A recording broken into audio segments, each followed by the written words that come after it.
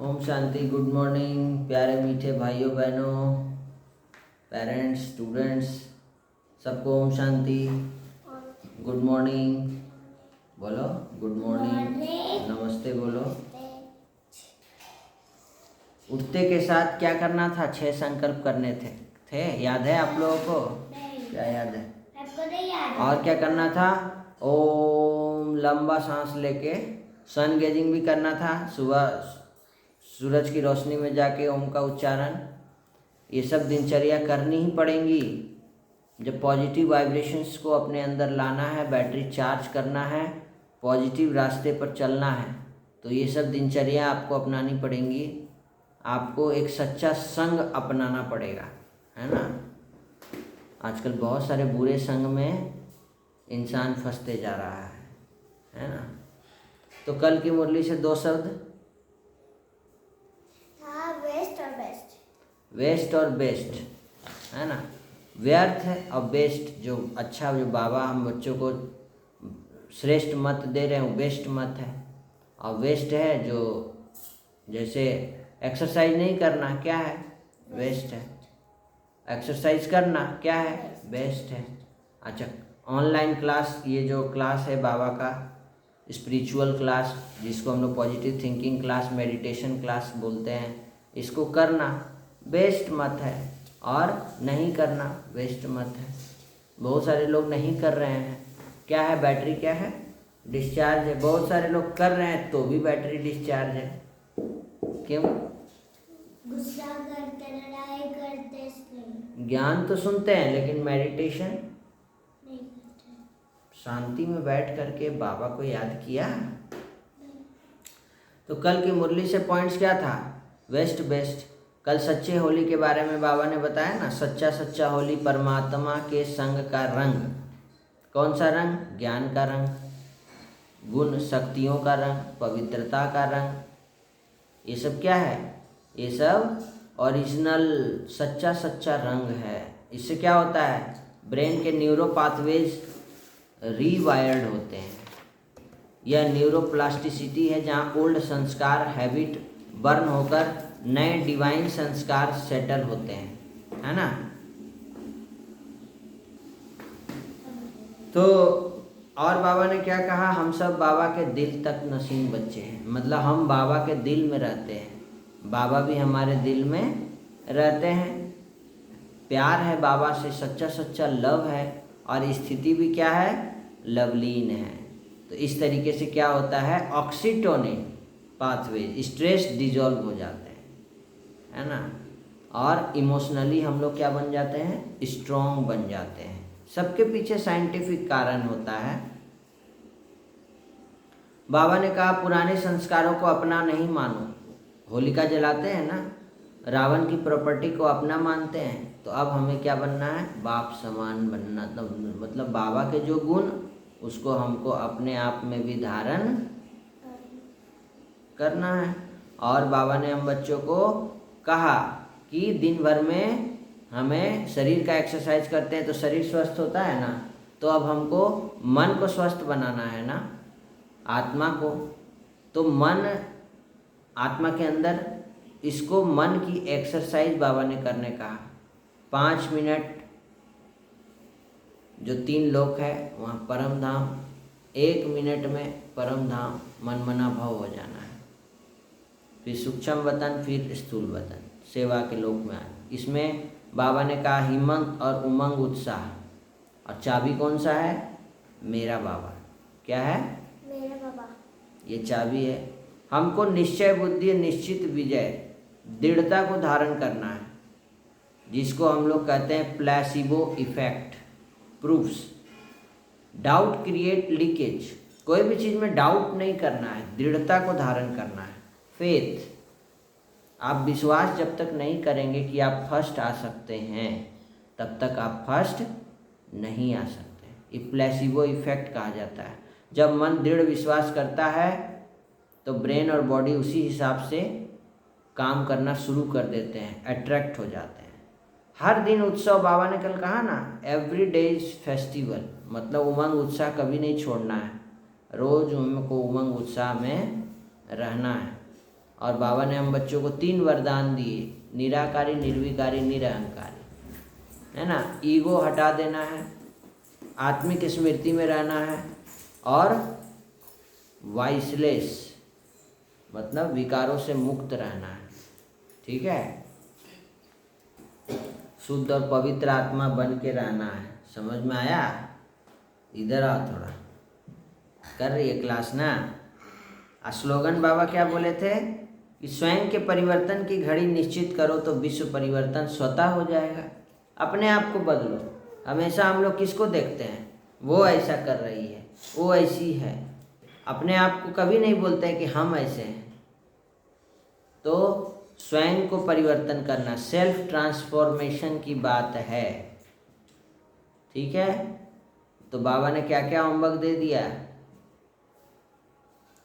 जो बाबा ने बताया कल की मुरली से, उसको हम लोग को अभ्यास करना है। मन को शुद्ध और पवित्र रखना है। और कल की मुरली से 2 शब्द थे, उस पर मनन चिंतन आप लोगों ने किया होगा। कल की मुरली से सम्मान का भी अभ्यास आप लोगों ने किया होगा। मैं सदा देही अभिमानी आत्मा हूँ, ऑलवेज सोल कॉन्शियस, है ना। और आज की मुरली में बाबा क्या बोल रहे हैं कि श्रीमत मीठे बच्चे, श्रीमत पर भारत को स्वर्ग बनाने की सेवा करनी है। पहले स्वयं निर्विकारी बनना है, फिर दूसरों को कहना है। तो इसके पीछे क्या रहस्य है? आपको बहुत गुस्सा आता है और आप दूसरों को क्या बोल रहे हैं? गुस्सा मत करो, छोड़ दो। तो यह क्या आपका बात मानेगा? तो पहले आपको गुस्सा छोड़ो। वो कहानी है ना, वो बच्चा गुड़ बहुत खाता था, बहुत गुड़ खाता था। उसकी मम्मी परेशान हो गई, तो एक साधु सन्यासी के पास गई, बोली मेरा बेटा बहुत गुड़ खाता है, इसका गुड़ कैसे छूटेगा, छुड़ा देंगे आप। तो बोला कि आप 7 दिन के बाद आना। बोले 7 दिन के बाद क्यों बुला रहे हैं, अभी क्यों नहीं बता रहे हैं? तो ठीक है, 7 दिन के बाद आया तो वही चीज़ उसको फिर बोले, बेटा गुड़ मत खाना। तो उसका बेटा जो है उसको आशीर्वाद दिए, गुड़ छूट गया उसका। तो बोले ये काम तो आप 7 दिन पहले भी कर सकते थे। तो वो बोले, साधु सन्यासी बोले कि मैं भी बहुत गुड़ खाता था जिस समय आप आए थे।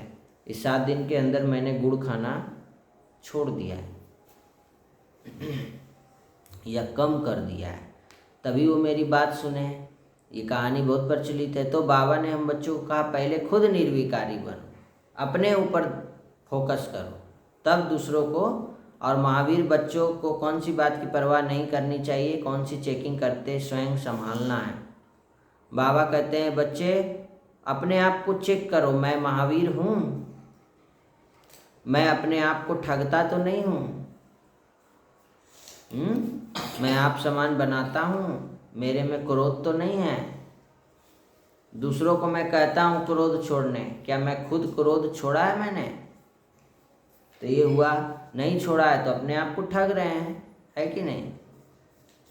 फिर बाबा ने क्या कहा कल आज की मुरली में, धारणा के लिए मुख्य सार में बाबा ने कहा कि बच्चे सदा इसी खुशी और नशे में रहना है कि हम सब बाबा के बच्चे बने हैं ना। बाप समान बाबा हम बच्चों को बना रहे हैं, हम लोग वारिस बच्चे बने हैं। तो उनको याद भी करना है और पवित्र भी जरूर बनना है। बाप जो श्रेष्ठ कर्म सिखला रहे हैं वही कर्म करना है, श्रीमत लेते रहना है, कर्मों को सुधारना है। अपने कर्मों को दिन भर चेक करना है रिटेन में कि 1 घंटा पहले क्या कर्म किए, उसको सारा लिखो। तो उस 1 घंटे में मैंने ये गलत कर्म किए, क्यों किया भाई, चेक करो। फिर अगले घंटे का लिखो। उसी तरीके से लिख के हमको अपने कर्मों को सुधारना है। बाबा जो हम बच्चों को श्रेष्ठ कर्म करना सिखला रहे हैं, हमारी दिनचर्या को सुधारने सिखा रहे हैं, वो कर्म हमें करने हैं। आज बाबा ने हमको वरदान दिया कि जैसा कर्तव्य वैसा वेश धारण कर लेते हैं आजकल दुनिया में। आप भी जिस समय जैसा कर्म करना चाहते हो वैसा वेश धारण कर लो। अभी शाकाहारी, अभी आकारी। आपको एंजल बनना है, बहुत अच्छा एंजल बन जाओ, एंजल जैसे कर्म करो, है ना। दूसरों के वस्त्र फिट हो या ना हो, लेकिन अपने वस्त्र सहज ही धारण कर सकते हो। इसलिए ये जो वरदान है इसको प्रैक्टिकल में लाना है, ठीक है। सबका आदर करने वाले ही आदर्श बन सकते हैं। सबका आदर करने वाले ही, तो हमको सबका रिस्पेक्ट करना है। कोई बड़ा हो चाहे छोटी बहन हो तो उसका भी रिस्पेक्ट करो, बड़ी बहन है तो भी उसका भी रिस्पेक्ट करो, बड़ा भाई है, छोटा भाई है, मम्मी है, डैडी है, दादा है, दादी है, जो भी रिश्तेदार हैं। कोई गरीब है, कोई अमीर है, कोई ऊंचा है, नीचा है, काला है, गोरा है, इसमें कोई भेदभाव नहीं। हमको सबका रिस्पेक्ट करना है, चाहे वो वीआईपी है, चाहे वो छोटा गरीब भी इंसान क्यों ना हो। हमको दोनों का रिस्पेक्ट एक समान करना है। क्यों? क्योंकि दोनों आत्मा है, आज दोनों बाबा के बच्चे हैं, आज दोनों बहुत सच्चे हैं और अच्छे हैं। इसीलिए हमको कोई भेदभाव, तब हम जब किसी का सम्मान देते हैं तभी हमको भी सम्मान मिलता है। और मनसा सेवा के द्वारा हम बच्चों को अच्छे वाइब्रेशन फैलाने हैं। आप जब किसी के प्रति शुभ सोचते हैं, शुभ भावना रखते हैं, शुभ संकल्प करते हैं, तो वो शुभ संकल्प आपके ही पास दुआओं के रूप में लौट के आता है। तो आज की मुरली में बाबा ने हम बच्चों को निर्विकारी से, बाबा ने क्या कहा? निर्विकारी, निराकारी, निरहंकारी, निराकारी, निर्विकारी, निरहंकारी। तो हमको निर्विकारी बनना है। तो दो शब्द ले लीजिए, निर्विकारी, विकारी। निर्विकारी कौन बनाता है? बाबा। विकारी कौन बनाता है?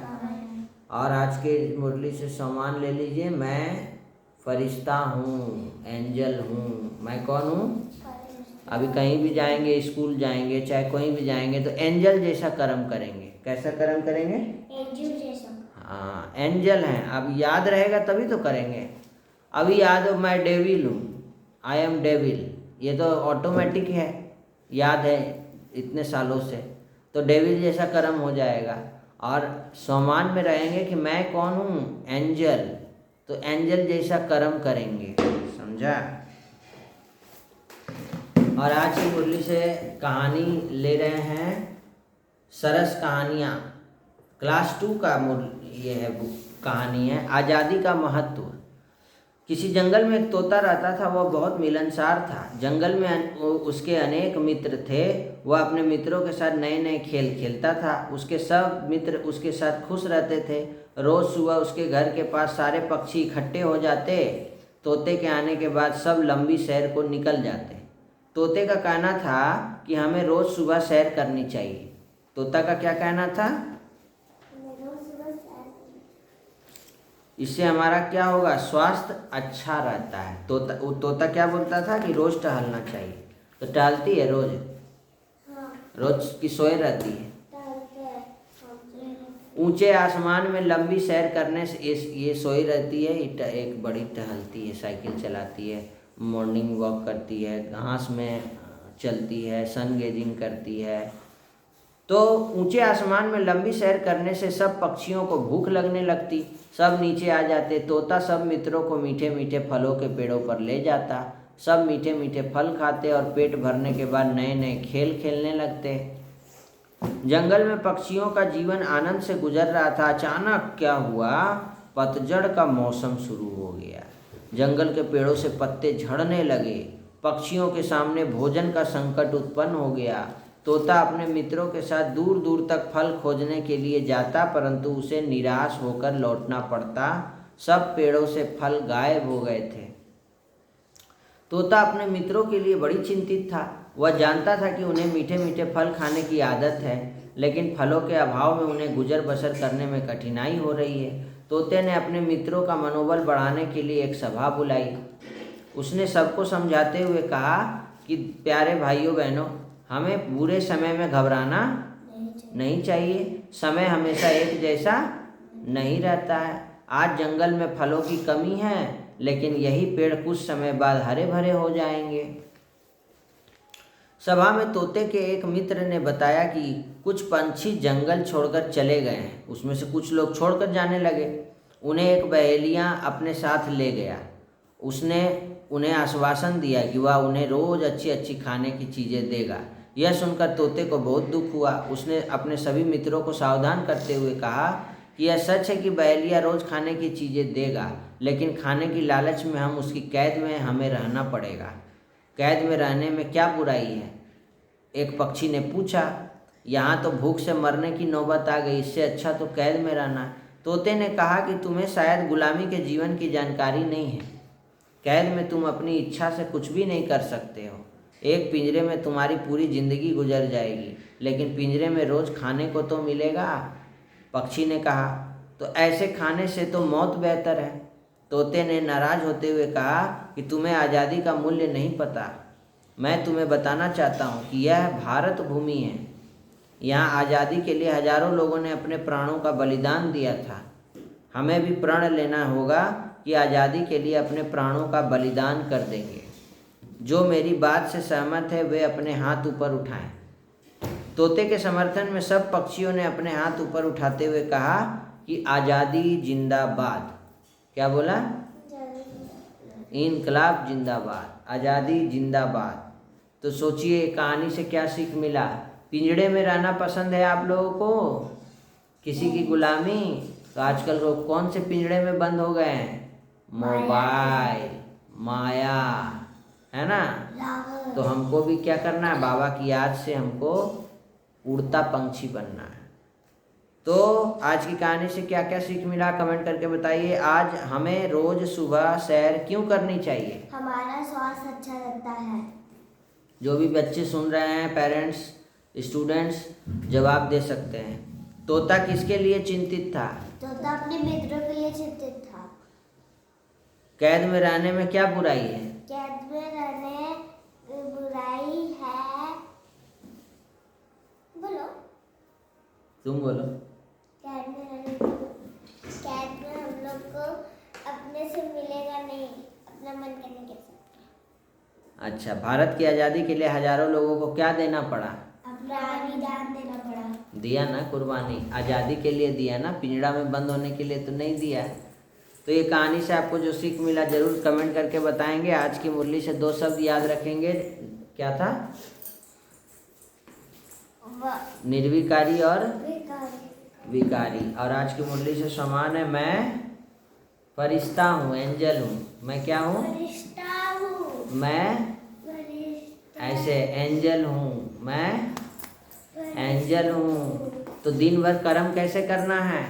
एंजल के जैसा करना है ना। पिंजड़ा में बंद नहीं होना है। कौन कौन से पिंजड़ा में लोग बंद हो गए हैं? मोबाइल रूपी पिंजड़ा, माया रूपी टीवी, खैनी, काम, क्रोध, लोभ, मोह, अहंकार, ईर्ष्या, द्वेष, नफरत, भ्रष्टाचार, खैनी, गुटखा, सिगरेट, तंबाकू, शराब, टीवी का नशा, मोबाइल का नशा, इंस्टाग्राम का नशा, व्हाट्सएप का नशा, यूट्यूब का नशा, फेसबुक का नशा। पिंजड़ा है ये। टीवी, मोबाइल, सीरियल या खान पान का भी नशा होता है। तो इन सब पिंजड़ों से बच के रहें। कहानी का दूसरों के साथ शेयर भी करें। ओम शांति, धन्यवाद।